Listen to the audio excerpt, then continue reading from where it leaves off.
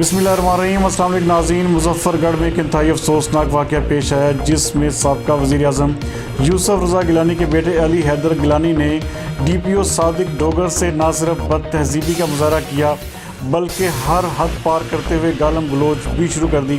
इस हवाले से वीडियो में देखा जा सकता है कि अली हैदर गिलानी अपनी ताकत के नशे में चूर होकर किस तरह एक निडर और शरीफ पुलिस ऑफिसर को सरेआम बेइज्जत करते जा रहे हैं।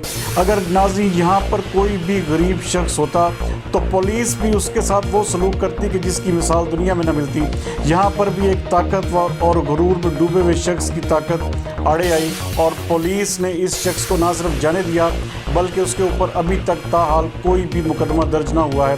इस हवाले से IG पंजाब और पुलिस के आला इख्तियाराती इदारों को सोचने की ज़रूरत है कि अगर इस तरह से पुलिस अफसरान को सरेआम बेइज्जत किया जाएगा तो कानून और इंसाफ कहाँ पर रहेगा। मज़ीद इस हवाले से देखते हैं ये रिपोर्ट।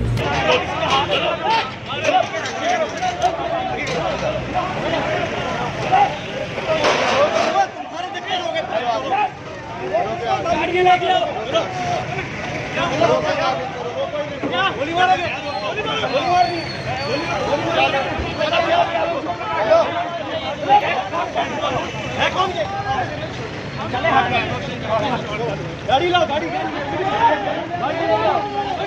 वीडियो ना बनाओ।